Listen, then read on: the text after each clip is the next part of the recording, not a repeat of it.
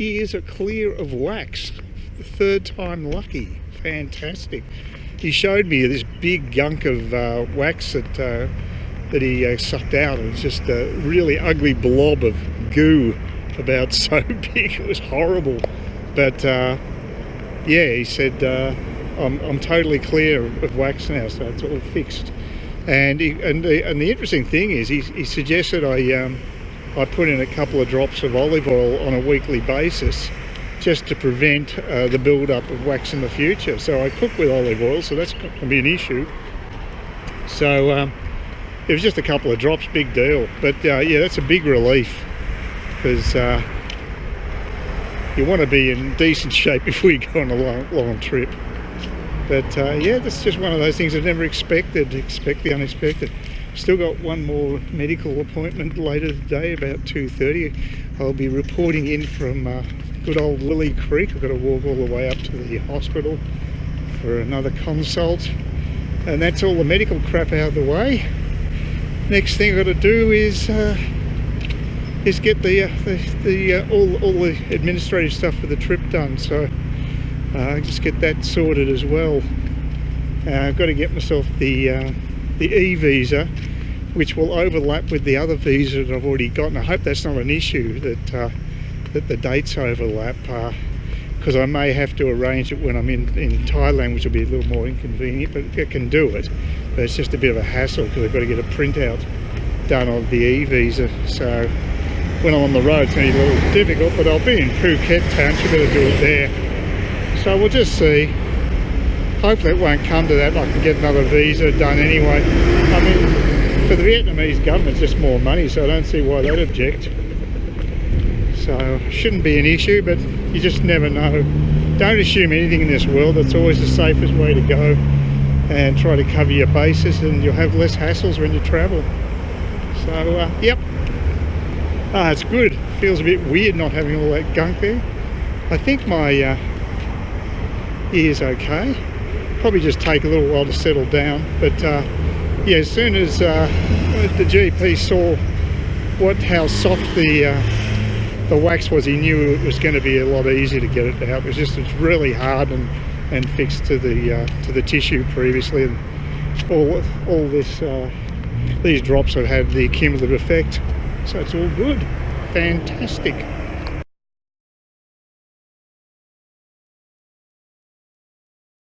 He also told me that he'd been broken into himself on several occasions, but he was fairly cavalier about it.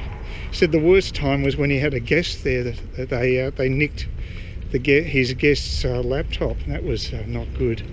But I guess he's just got the attitude, you just have to live with it. But to me it seems like they're going to have to come up with some better solutions than that, and the people who were featured in Cairns Post, they bought a house next to a park where they had these itinerants who were living there, 10 to 15 of them, playing music all night in this park, and they turned it into a nightmare. They couldn't walk their dog in that area, and of course those are the same people who were breaking into houses. I mean, if there's no policing of the laws, what's the point? So, you know, they supposedly had a task force about crime in Cairns late last year, but well, no, this year I think it was, actually early this year, and it seems as if not much has happened, but time will tell. Like I said, you can have all the laws in the world, but if you don't enforce them, they're totally useless.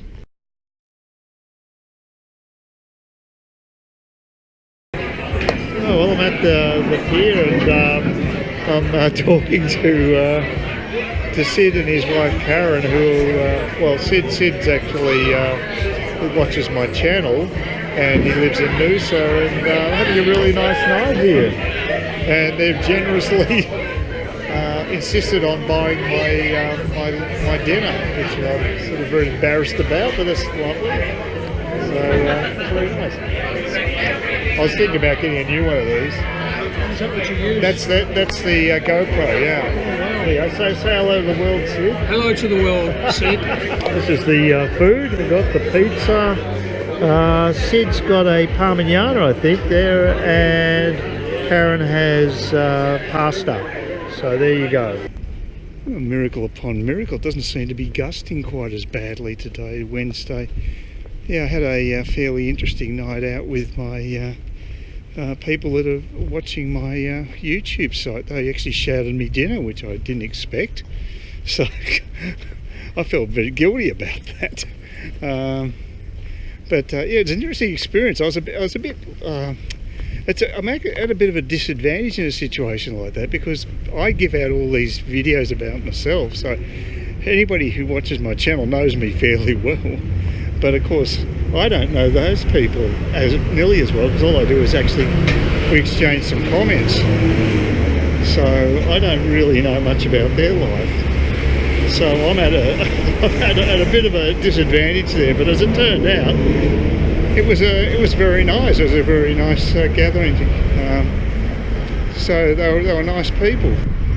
But it is an interesting way of getting to know someone via an actual blog in effect on YouTube. So interesting world we live in these days, but there's no reason why things like that can't happen. People open themselves up online. I haven't had any great trolls or anything like that. I haven't any. I did actually block one person, only one person, and it was a woman, and she just kept making negative comments just for the sake of it, probably trying to wind me up. And I just said, forget it. I mean, I could just keep deleting her comments, but I thought I'll just block her. It's a lot easier, and I haven't had a hassle since, so it's definitely worth doing. But I've only ever had to do it once. But you know, I don't have that much volume of people watching. I think it's about 100 views a day when it's actually going well, and about 50 when it's a bit quieter. And even when I'm posting videos every day, I still only get about 100. So it's not a big site, but I'm glad at least I've found some people that appreciate it, and that's a bit of a buzz. So it's nice to think that someone's getting something out of it, and so you know, it definitely makes it worthwhile. And you know, I hope that I'm getting a little better at it as you keep doing it too. You get used to talking to a camera, and my major challenge up here is actually battling the wind. It was like a wind tunnel again yesterday, and it's starting to pick up again now, so I might just sign off. I'm just going to head off to the pier and try to get some nice background shots.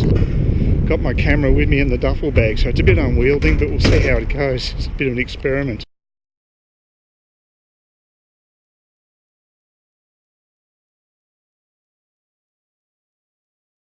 Just got all my paperwork printed up, or at least a fair proportion of it for the trip. Tried to top up my my Officeworks card, and it rejected my $10 bill. So the lady gave me substitute $5 bills, and that was even worse. So she had to basically do the transaction for me. So their technology is a bit dodgy, although it did print out all the documents off the USB key, and that was more important anyway. So yeah, I've got everything virtually there. Just got to get my travel insurance, and I'll be booking a couple more places, but one of them I'll probably leave until I'm actually in Vietnam, so I'll go to a print shop there and get a hard copy when the time arises. So we'll see how it all goes. So I might also book some ferries online, but I don't know, because it depends. If the flights aren't on time, it's not much point, because you know, if you miss the ferry you've booked, you're gonna they're not cheap. So I think it might be better to just wing that part of it. So we'll see how I go. So except for the one where I'm coming back to the main island of Phuket, that one's worth booking because I know I'll be able to make that in time. I'm staying just nearby, about 1 kilometre from the actual ferry, so that one will be worth booking ahead. So, but apart from that one, no, I don't think there's much point. So just really travel insurance has got to be done at another venue in Bali. There's probably maybe 2 different venues in Bali, I think. So I'll see, get them done, and I'll get hard copies of those. But it's not really important. The most important thing is the visa stuff's been printed. And of course it's blowing a gale again here. It was even worse yesterday. Oh boy, it'd be great to be out of the windy city. Oh, it's a little over a week before I head off back to Vietnam via Denpasar. It's Saturday early afternoon. Beautiful day. And look at that. There's just not a cloud in the sky, and it's not super windy for a change. It was absolutely shocking when I tried to get that background footage. I actually tried shooting a video today. I wasn't very happy with it. I did it inside, and I was bitching about the Morrison government. I felt sort of bad, being so negative. I mean, I wish we had better government in Australia, but I don't suppose it achieves much by just sort of complaining about things.